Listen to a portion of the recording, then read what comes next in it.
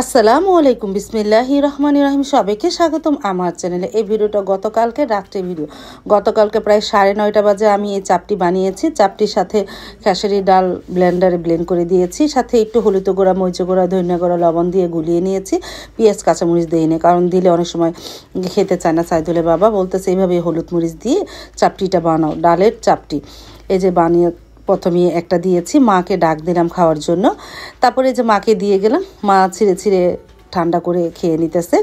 তারপরে সাইদুল বাবা অবশ্যই এসেছে, সে নামাজ পড়ে খাবে। তারপরে একটু খেয়ে দেখলাম কেমন হয়েছে, আলহামদুলিল্লাহ ভালো হয়েছে। কিন্তু মা কোনো ভর্তা দিয়ে খাবে না, শুধু খাবে। মাকে অনেক বললাম ভর্তা দিয়ে, বলতেছে না। তারপরে আমি রান্নাঘরে চলে আসলাম, যেহেতু মায়ের ভর্তা দিয়ে খাবে না, এই জন্য ভর্তা বানানো হয়নি। এখন ভর্তাটা বানিয়ে নিতেছি। এই যে চাপা ভর্তা। চাপা ভর্তাটা আমি ব্লেন্ডারে ব্লেন্ড করে বানাচ্ছি, এতে করে মিহিন হয়ে যাবে। তোমরা অনেকে আমাকে বলেছো আপু চাপটি রেসিপিটা দিও। আমি তো খুদটা ব্লেন্ডারে ব্লেন্ড করে নিয়েছি, পুরা মিহিন করিনি, একটু খুদা খুদা রয়েছে, পুরা মিহিন করিনি। আর ডাল একটু মিহিন করে নিয়েছি, এর সাথে গুলিয়ে নিয়েছি একটু হলুদ গুঁড়া, মরিচ গুঁড়া, ধনিয়ার গুঁড়া, লবণ টবণ দিয়ে এটাকে গুলিয়ে তারপরে এই যে চাপটির মতন ভেজে নিতেছি তাওয়ার মধ্যে। আর সারামণি তো চাপটি খাবে না, এই জন্য ওর জন্য একটা নুডলস রান্না করতেছে, ও নুডলস খাবে। আর এই যে চাপটি মা তো খেয়ে চলে গেল ওই ঘরে। তারপরে সাইদুল বাবার নামাজ শেষ হয়েছে, এখন সাইদুলের বাবাকে দে চাপা ভর্তা দিয়ে সে গরম গরম খেয়ে নে। সাবাকে ডাক দিয়েছে। আমার দুনো মেয়ে, এক মেয়ে তো মনে একটা চাপটি খেতে চায় না। চাপটির খাওয়াটা আমি খুব পছন্দ করি। আর সাইদুলের বাবা আজকে মানে কয়েকদিন যাবতীয় বলতেছে একটু চাপটি খাবে। তারপরে সাইদুলের বাবাকে কয়েকটা দিয়েছি, সে গরম গরম খেলো। এখন আমি খেয়ে নিতেছি। একটা করে ভাজা হচ্ছে আর একটা করে খাওয়া হচ্ছে। আলহামদুলিল্লাহ আলহামদুলিল্লাহ অনেক মজা হয়েছিল চাপা ভর্তা দিয়ে চাপটিটা খেতে। এখানে ধনেপাতা দিলে আরেকটু ভালো লাগতো, ঘ্রাণ করতো, খুবই মজা লাগতো। তারপর তো ধনেপাতা ছিল না। তারপরে এই যে সাইদুলের বাবা আমার সাথে আবার খেলো। সে মাশাআল্লাহ কালকে কয়েকটাই, প্রায় 4-5টাই চাপটি খেয়েছিল, তার কাছে অনেক ভালো লেগেছে।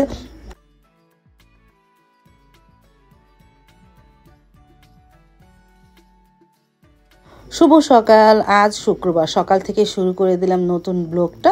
আলহামদুলিল্লাহ আজকে তো মাশাআল্লাহ অনেক রৌদ্র উঠেছে, আর কাপড় চোপড়ও রৌদ্রে দিয়েছে। মাশাআল্লাহ এই রৌদ্রে শুকানো হয়ে যাবে। আর বাহিরে পাখিটা রেখে দিয়েছি। এখন ঘড়িতে প্রায় 8:30টার মতন বেজে গেছে। দেরিতে ঘুম থেকে ওঠা হলো। সাইদুল বাবা বলতেছে সে নাস্তা খাবে না, এই জন্য আর নাস্তার তেমন কোনো ঝামেলা করব না।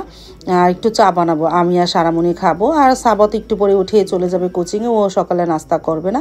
আর আমি যেহেতু উঠেছি, এখন জানলাগুলি খুলে দেই, তারপর একটু পরে নাস্তা খেয়ে ঘরগুলো গুছাবো। ভাবি আবার চলে আসবে না, ভাবি তো প্রায় 10টার মধ্যে চলে আসে।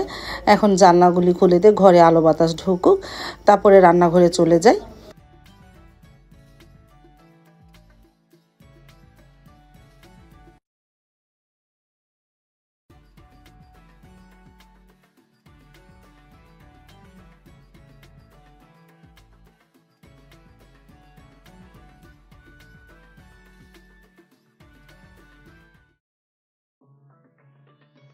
তারপর তো রান্নাঘরে চলে আসলাম। সাবাত যাবে একটু কোচিংয়ে, বলতেছে আম্মু আমার একটা ডিম পোস আর রুটি সেকে দাও, আমি খেয়ে কোচিংয়ে যাই।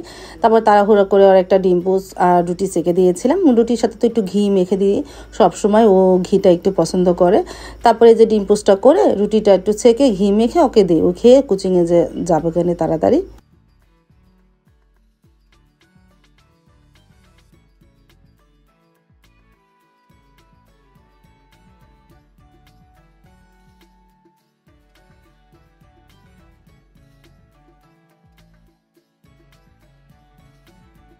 তারপরে যে গরম গরম রুটির মধ্যে একটু ঘি মেখে নিতেছি।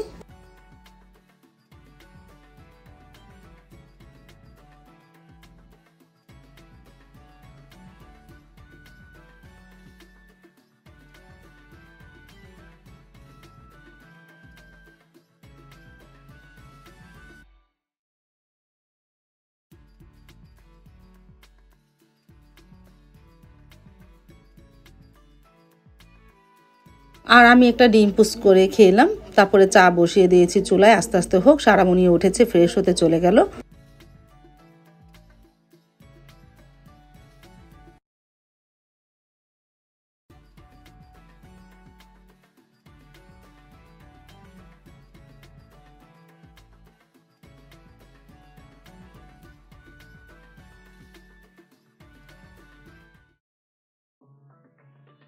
চা তো হয়ে গেল, আমি আর সারামণি খেয়ে নিলাম।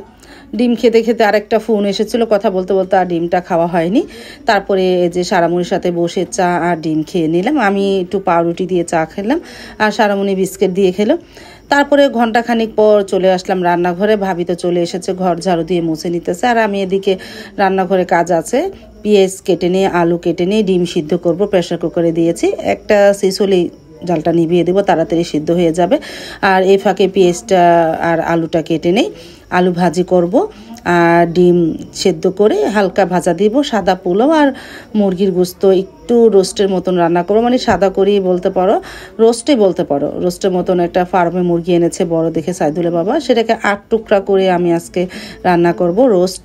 প্রথমে পেঁয়াজগুলো কেটে নিই, তারপর তো পেঁয়াজ কাটা হয়ে গেল, আলু কেটে নিতেছি কুচি কুচি করে, মানে চিকন করে। আমি অতটা আবার চিকন করতে পারি না অবশ্য, যতটুকু পারি অতটুকুই করে নিলাম। আলু ভাজি করব। তারপরে এই যে মুরগি গোস্তটা কেটে নিই, ভাবি তো মানে 4 টুকরা করে দিয়ে গেছে। এখন আমি ভালোভাবে কেচে ভালোভাবে ধুয়ে হালকা একটু লবণ মেখে রেখে দিব। তারপর ঘন্টাখানিক পর রান্না করব। আর সব কিছু রেডি করে রেখে যাই, তাহলে আমার রান্না করতে সুবিধা হবে।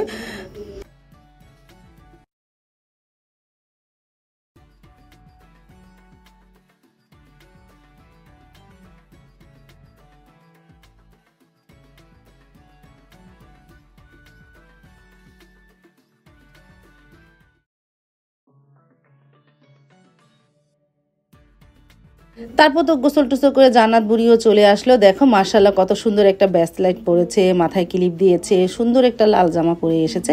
জান্নাত বুড়িকে বলেছিলাম আজকে তোমার আমাদের ঘরে দাওয়াত, আজকে দুপুরে তুমি আমাদের ঘরে খাবা। ও রেডি টুডি গোসল টোসল করে চলে এসেছে। আর সাইদুলের বাবাও তাড়াতাড়ি চলে এসেছে, যেহেতু আজকে জুম্মার দিন। সাইদুলের বাবাও চলে আসলো, বলতেছে একটু ঘোল বানিয়ে দাও, যেহেতু অনেকটাই গরম। আর ফ্রিজে একটু দই যেহেতু আছে, আর লেবু দিয়ে একটু ঘোল বানিয়ে দিই, ঠান্ডা ঠান্ডা ভালোই লাগবে না।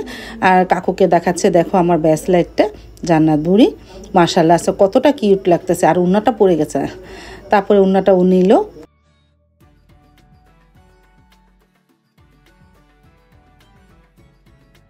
আমি তো রান্নাঘরে চলে আসলাম, পেঁয়াজটা ব্লেন্ডারে ব্লেন্ড করে নিই, আলু ভাজিটা বসিয়ে দিব। আর এদিকে গ্যান্ডারি নিয়ে এসেছে। এখন তো বর্ষাকাল, এই আখ, এটা গ্যান্ডারি না, এটা আখ বলে, মোটা যেগুলো ওগুলি গ্যান্ডারি বলে, এটা আখ।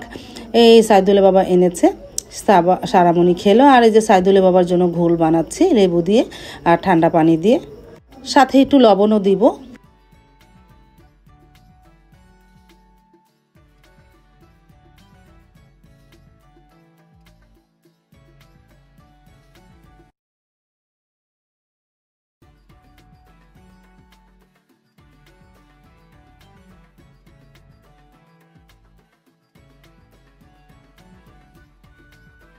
ঘোল তো বানানো হয়ে গেল, এখন সাইদুলের বাবাকে দেই।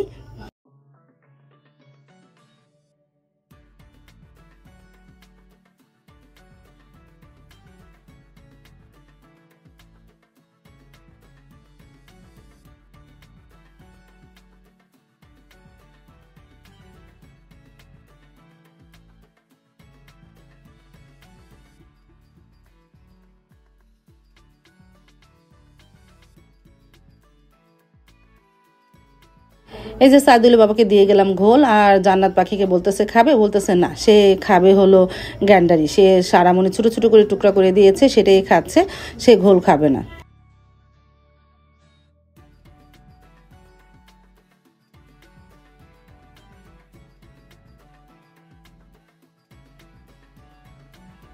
চলে আসলাম রান্নাঘরে, ডিম সিদ্ধ হয়ে গেছে, ডিম একটু ভেজে নিই। আর গাছে থেকে তো আমার মরিচ শেষ হয়ে গেছে, গাছে থেকে মরিচ ছিঁড়ে নিয়ে আসলাম। কতগুলি মরিচ মাশাল্লাহ বড় হয়েছে, একটু হালকা বাড়তিও হয়েছে, নিয়ে আসলাম। ঘরের মরিচ না থাকলে কি হবে, গাছে তো মরিচ আছে। সেই মরিচ এখন একটু ভাজির মধ্যে দিব। আর ডিমটাকে একটু হালকা ভেজে নিই, ভোনা করব না। এই সাদা ডিম ভাজাটা সাইদুল বাবা সাদা পোলাওর সাথে খুব পছন্দ করে খায়, এই জন্য সাদা ডিমটা ভেজে নিতেছি।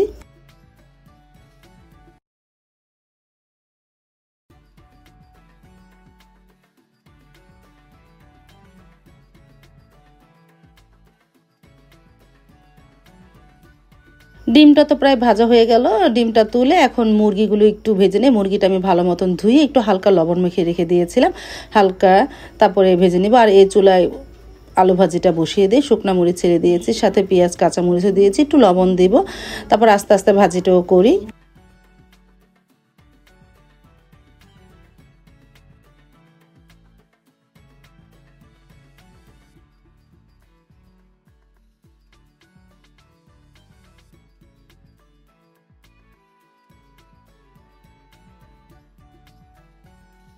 আর এদিকে থাল বাসন জমে গেছে, এই যে টুকিটাকি কিছু কাজ করেছিলাম সেগুলো জমে গেছে, একটু ধুয়ে নিই। আমি যেটা দিয়ে ধুচ্ছি এইটার কালারটাই এই কালো। তোমরা আবার আমাকে বলতে পারো যে আপু তুমি যেটা দিয়ে মাজতেছো ওটা এত কালো কেন? ওইটা কালারই এরকম, এটা কালো কালার এই মাজনিটা, এই জন্য কালো দেখা যাচ্ছে। তোমরা আবার মন্তব্য করতে পারো যে আপু এই জিনিসটা এত কালো কালো কেন, এটা দিয়ে তুমি কিভাবে ধোও? না, এটা জিনিসটাই কালো, এই জন্য কালো দেখা যাচ্ছে। তারপরে ধোয়া হয়ে গেল, আমি ধুয়ে এই মাংসটাও চুলে দিয়ে দিয়েছিলাম। মুরগির গোস্তগুলো আস্তে আস্তে ভেজে নিতেছে এপিট উপিট করে, যেহেতু ফার্মে মুরগিটা একটু ভেজে নিলে ভালো হয়। আর ফার্মে মুরগির আমি 8 টুকরা করে নিয়েছিলাম। আর পাশের চুলায় তো আস্তে আস্তে ভাজিটাও প্রায় হয়ে এসেছে, একটু পরে নামিয়ে ফেলবো।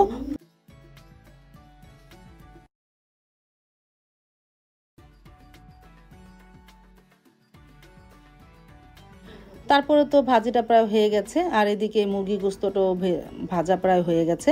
মুরগি গোস্তটা উঠিয়ে তারপরে কড়াই বসিয়ে দেয়, যেটার মধ্যে যে মুরগির গোস্তটা রান্না করব রোস্টটা, এই যে কড়াই বসিয়ে দিলাম। আর ফ্রাই প্যানে একটু তেল ছিল, এর মধ্যে দিয়ে দিলাম। এই তেল আর কি করব, রোস্টের মধ্যে দিয়ে দিই, আর যতটুকু দরকার অতটুকু তেল নিয়ে নিলাম। এখন এর মধ্যে দিয়ে দিলাম এর মধ্যে বাদাম বাটা আর পেঁয়াজ বাটা। তেলের মধ্যে পড়ে গেল, ভাগ্যিস তেলটা গরম ছিল না।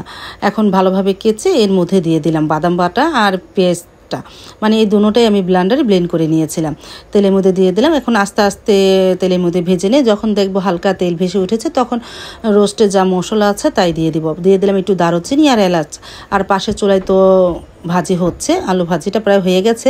এখন মানে এই কড়াইটা ওই চুলায় দিয়ে দিলাম, আর এই চুলায় গরম পানিটা বসিয়ে দিই পোলার জন্য। পোলার মধ্যে তো গরম পানি দিতে হয়। ভাজিটা যেহেতু হয়ে গেছে, একটা পাত্রে বেড়ে রাখি।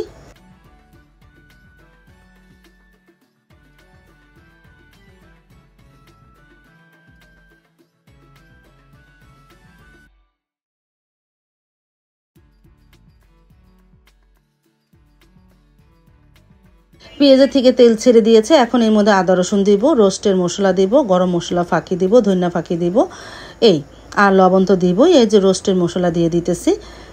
এই উপকরণ দিয়ে আমি আজকে রোস্ট রান্না করব। এই যে এখন একটু গরম মশলা ফাঁকি দিলাম, ধনিয়া ফাঁকি দিলাম, রোস্টের মশলা তো দিয়েছি। এখন একটু লবণ দিব আর পানি দিব, হালকা পানি দিয়ে মশলাটাকে একটু কষিয়ে নিই।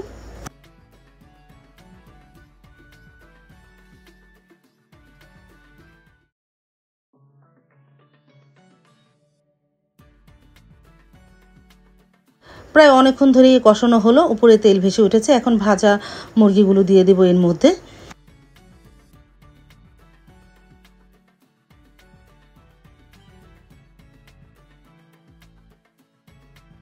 দিয়ে দিলাম ভাজা মুরগি, সাথে কয়েকটা কাঁচামরিচও দিলাম। আস্তে আস্তে রোস্ট রান্না করি।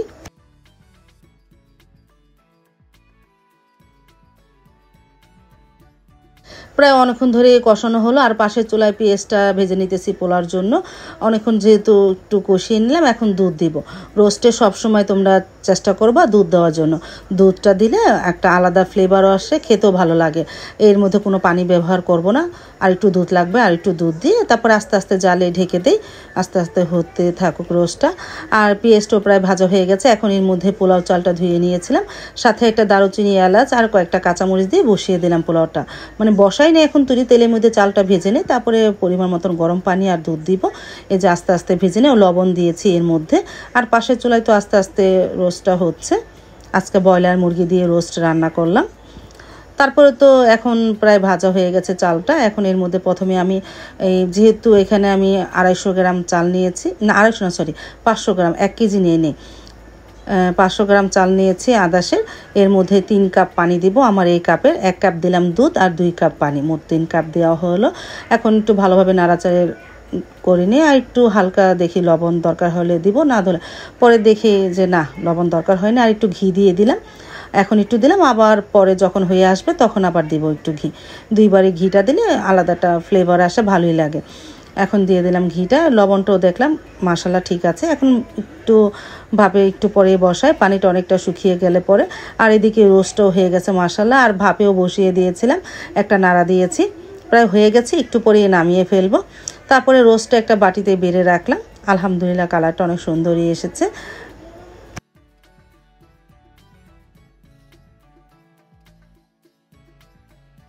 তারপর তো আজকে জুম্মার দিন ছিল, সাইদুলের বাবা জুম্মার নামাজ পড়ে চলে আসলো। এখন আমরা খেতেও বসে পড়লাম, আমি, সারামণি, সাইদুলের বাবা, জান্নাত পাখি আর সাবা তো শুধু একটা গোস্ত তুলে খেয়েছে।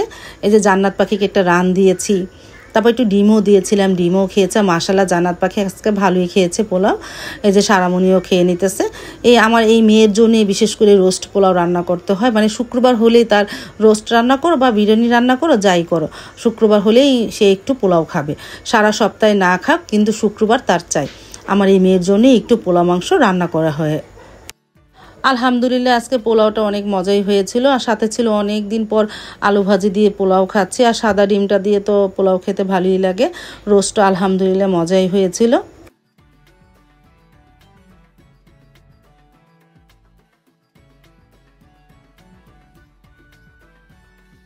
তারপরে তো সন্ধ্যা হয়ে গেল, সন্ধ্যার সময় ইভা কাস্টার্ড দিয়ে গেল, আমরা তিনজনেই খেলাম। সাইদুলের বাবা তো তেমন একটা খায় না কাস্টার্ড। আলহামদুলিল্লাহ ভালোই হয়েছিল।